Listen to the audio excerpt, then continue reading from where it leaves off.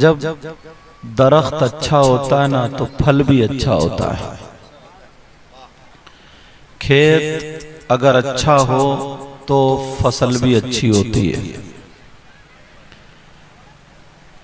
अल्लाह का शुक्र है और उसका एहसान अजीम है, उसने हमें और आपको अल्लाह और रसूलुल्लाह का जिक्र करने और सुनने का मौका अता फरमाया है। वरना तो इस वक्त ना जाने कितने लोग सो रहे हों, क्या कर रहे हों। बोलो ये खुशकिस्मती है कि नहीं है? मिंबर शरीफ पर बड़ी बड़ी अजीम तरीन शख्सियतें यहाँ पर मौजूद हैं। ये खुद शानदार खतीब भी हैं, मुदर्रिस भी हैं, नाजिम भी हैं, शायर भी हैं, इमाम भी अल्हम्दुलिल्लाह। मगर उसके बावजूद अल्लाह और रसूल के जिक्र में खंदा पेशानी के साथ बैठे हुए हैं।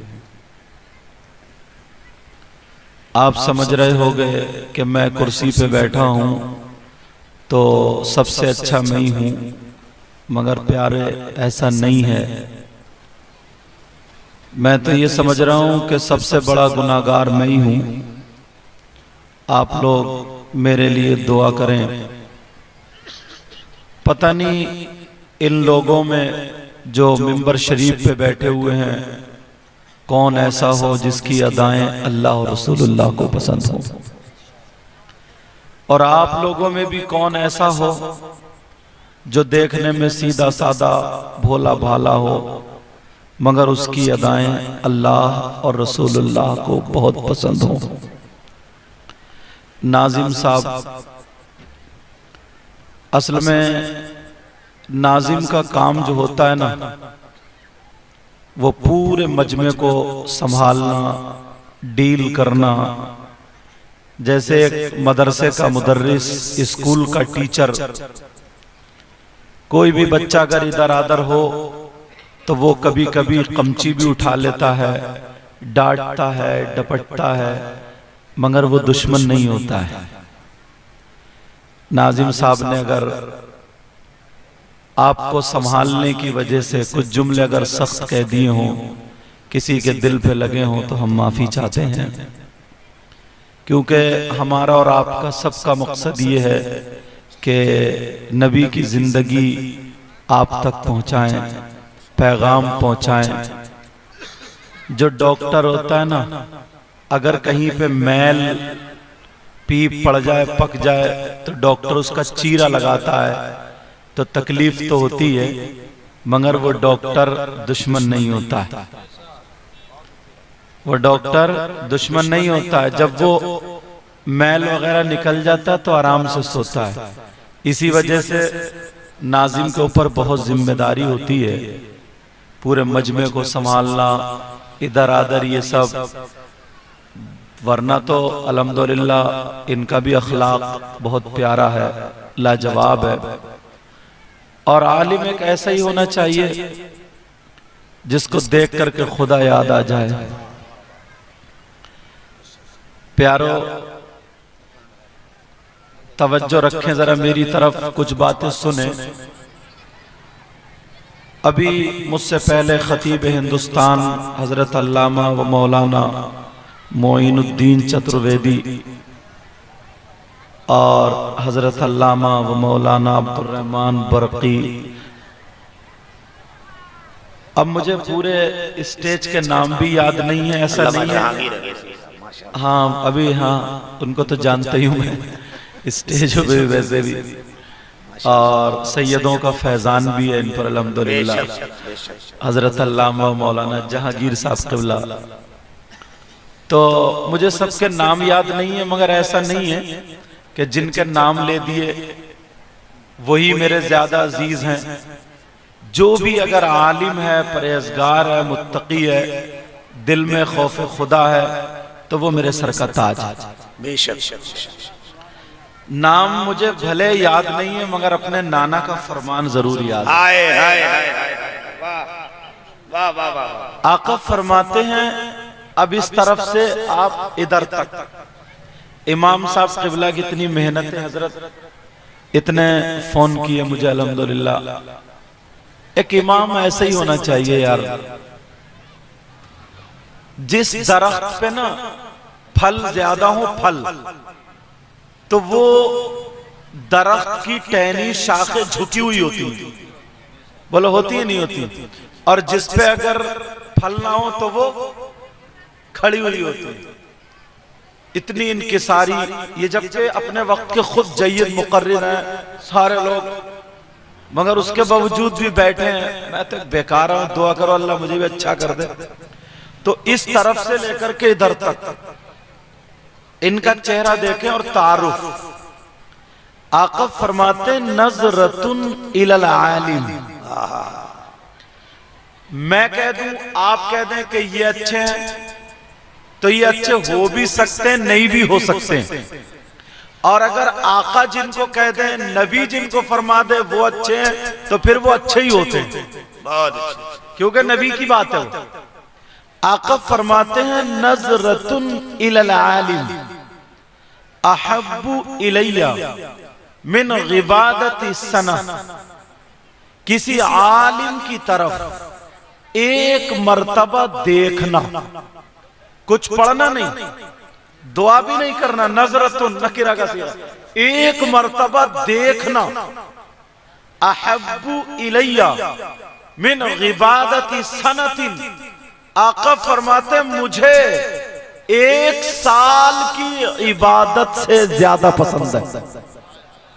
अब प्यारो देखो, जो नबी को पसंद वो खुदा को पसंद, जिससे नबी राजी उससे खुदा राजी, और जिससे ये दोनों राजी उसकी दुनिया भी कामयाब और उसकी आखिरत भी कामयाब। सुभान अल्लाह, सुभान अल्लाह।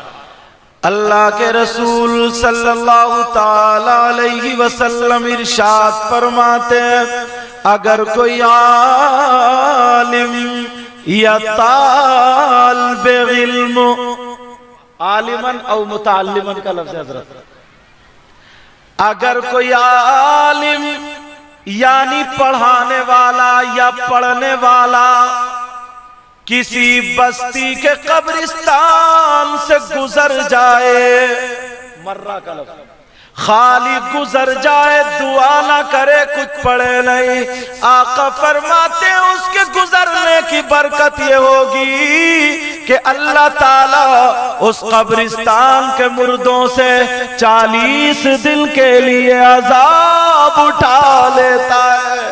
वाह सुभान अल्लाह, 40 दिन के लिए अजाब। ये वो लोग हैं जिनका तारुफ नबी ने खुद फरमाया। अल्लाह नबी फरमाते खम्सुम मिनल गिबादा क़िल्लतुत तुआम वल क़ुऊद फिल मस्जिद वन नज़्रु इलल काबा वन नज़्रु इलल मुस्हफ वन नज़्रु इलल आलिम।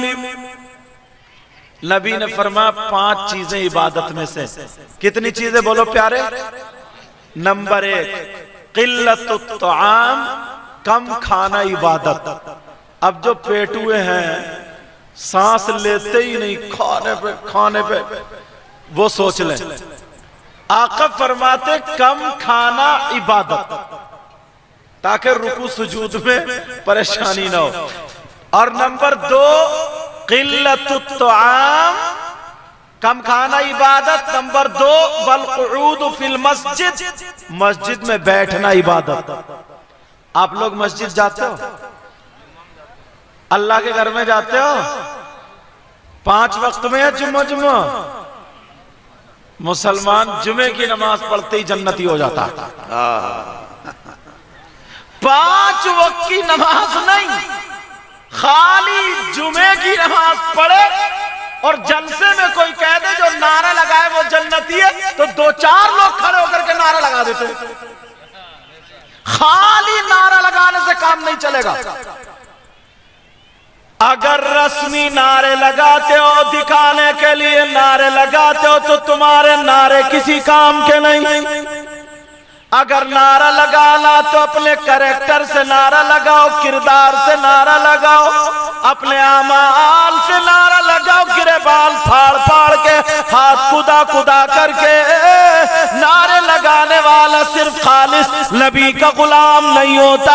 नबी का गुलाम वो होता है जो अगर खाए तो उसके खाने की अदा बोले नबी नबी, उसके पीने की अदा बोले नबी नबी, उसके चलने की अदा बोले नबी नबी, उसके उठने बैठने खाने पीने सोने जागने रहने सहने की हर हर अदा बोले नबी नबी।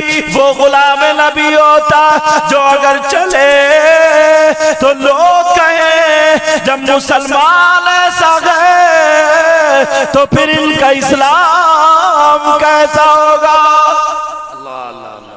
वो है गुलाम नबी। ईशा की नमाज पढ़ के आयो, पढ़ के आयो? नहीं पढ़ के आया, 2 4 या 10 20 पढ़ के आए होंगे। और मैं अभी कह दूं या कोई शायर कह दे, कोई मुकर्रिर कह दे कि तुम सब जन्नती हो, तो फूल के चला जाएगा।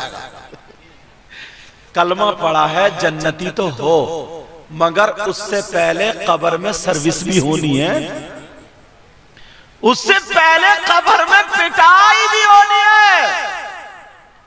अल्लाह अल्लाह, जरा सुनो, मैं हदीस आपकी तरफ लेकर के चलूं, इजाजत है? ये जलसा तुमने करा अल्हम्दुलिल्लाह माशाअल्लाह, अल्लाह ताला बरकत अता फरमाए। इन कमेटी वालों ने, हजरत अल्लाह ताला ने जिससे काम ले ले, कभी कभी छोटा काम ऐसा हो जाता है कि वो बख्शिश का जरिया बन जाता है। क्या कभी किसी नेकी को छोटी नेकी मत समझो, और छोटे गुनाह को भी छोटा मत समझो। कभी कभी छोटा गुनाह भी ले डूबता है, कभी कभी छोटा गुनाह भी ले डूबता है।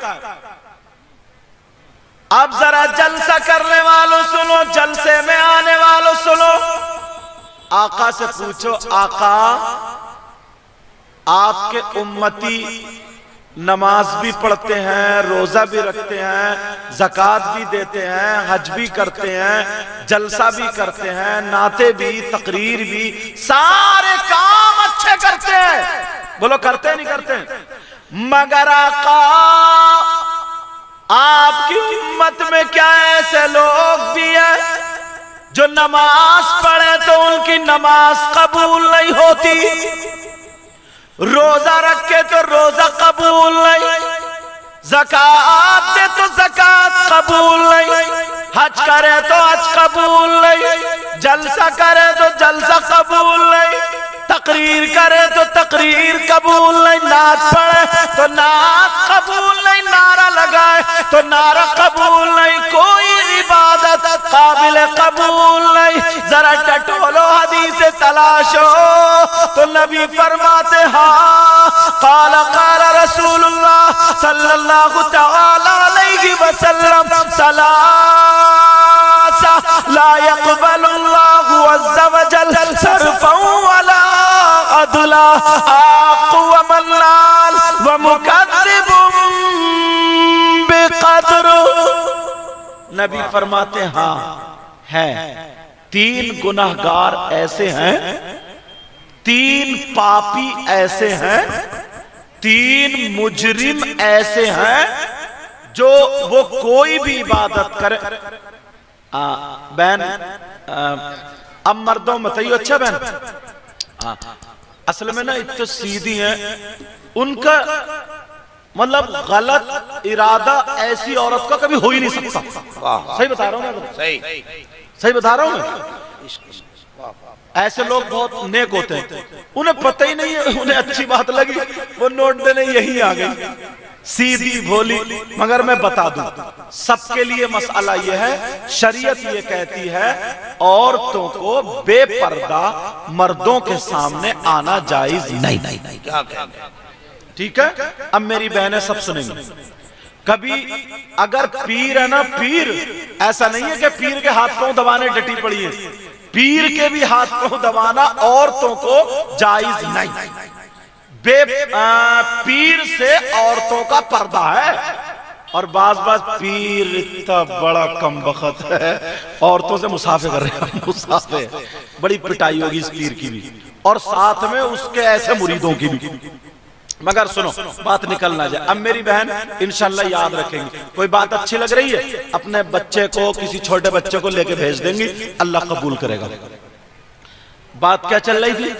3 मुजरिम नबी फरमाते हाँ ऐसे हैं, 3 गुनाहगार ऐसे हैं जिनकी कोई इबादत काबिल कबूल नहीं, चाहे वो मैं हूं, आप हो, मौलाना हो या कोई मौलाना ना हो।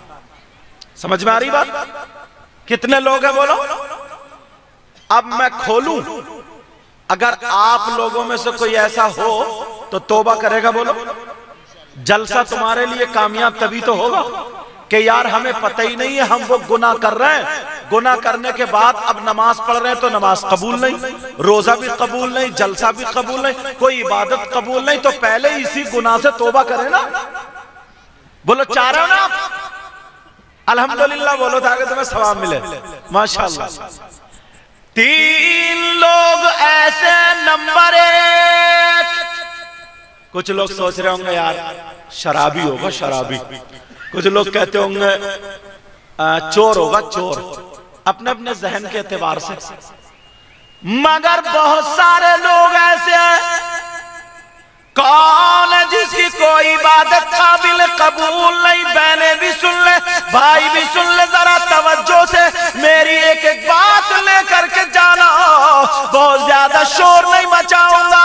आका फरमाते सलासा ला यक़बलुल्लाहु अज़्ज़ा वजल सरफ़न वला गदला, आक यानी अला कुल्ली नबी फरमाते जिसकी नमाज कबूल नहीं, रोजा कबूल नहीं, ज़कात कबूल नहीं, हज कबूल नहीं, वो है जो अपने माँ बाप का कहना नहीं मानता, जो अपने माँ बाप को सताता है, माँ बाप को तकलीफ देता है, माँ बाप का नाफरमान। और नबी की बात पत्थर की लकीर है, अगर नबी जिसको मना कर दे तो कोई मौलाना जन्नत में ले जाएगा? बोलो, कोई पीर जन्नत में ले जाएगा?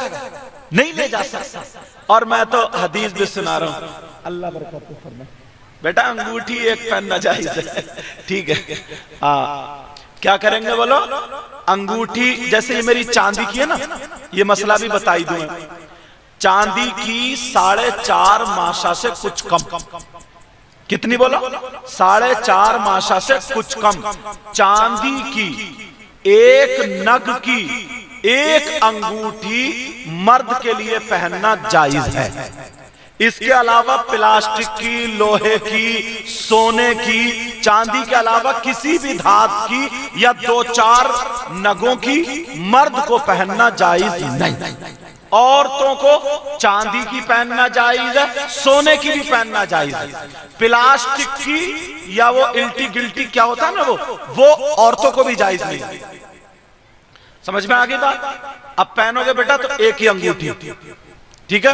ये मसला भी अल्हम्दुलिल्लाह अब वो आए तो उनके आने से 100 रुपए तो मुझे मिले, मगर आप लोगों को कितना कीमती मसला मालूम होगा। इनको सबको मालूम है, मगर आपको पता चल गया। आप समझ रहे हैं? चलो, नबी फरमाते अगर जिसके माँ बाप नाराज है, उसका नबी भी नाराज, खुदा भी नाराज। कितने ही जलसे कर लो, कितनी नमाजें पढ़ लो, कितने रोजे रख लो, अगर माँ बाप नाराज है तो उसकी इबादत ला यक़बलुल्लाहु अज़्ज़ा वजल सरफ़न वला अदला, न उसका फर्ज कबूल, न उसका नफल कबूल, कुछ भी काबिल कबूल नहीं।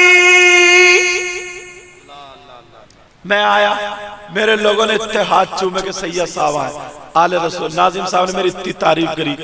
मैं अपने गुनाहों पे नजर कर रहा था, या अल्लाह इतना बड़ा गुनाहगार, दुआ करो अल्लाह मुझे भी अच्छा कर दे और तुम भी गुनाहों से बाज रही हो। बोलो इंशाअल्लाह, सब लोग बोलो बोलो इंशाअल्लाह। कभी कभी की इंशाअल्लाह कबूल हो जाती है, अगर दिल से कहो तो इंशाअल्लाह जरूर कबूल होगी। बोलो इंशाअल्लाह। अब सुनो, हाथ चूमे, हमारे इलाके में हाथ चूमे जाते, जो सही है साहब, जाड़े का मौसम नैनीताल के इलाके में आप लोग तो जाते ही, ठंड पड़ती है तो कभी कभी तो ना ऐसे रगड़ते रगड़ते यहाँ पे नाक लगा देता। नाक को क्या बोलते हैं? रेट, नेटा, नेटा, नेता या नेटा? अच्छा नेटा, आप समझ गए होगे ना, ये जो नाक में से निकलती है वो लगा देते हैं। मगर सुनो, मसला अगर गलत साबित हो जाए ना तो मुंह मांगा इनाम। क्या मसला? एक नहीं बल्कि हजारों पीर, कितने बोलो? हजारों पीर इधर लाइन में खड़े हों। मुझ जैसे मौलाना और मुफ्ती तो मैं बेकार सा, सब इधर अच्छे अच्छे खड़े हों, ऐसे जिनकी के दुआएं कबूल होती हो। कितने बोलो?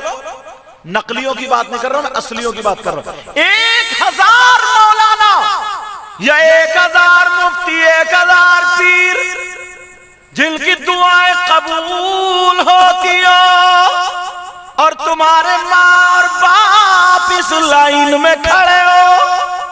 ये हजारों पीर इधर, तुम्हारे माँ बाप इधर। अब सुनो मसला सुनो, ये हजारों पीर तुम्हारे लिए सुबह से शाम तक दुआएं करते रहे।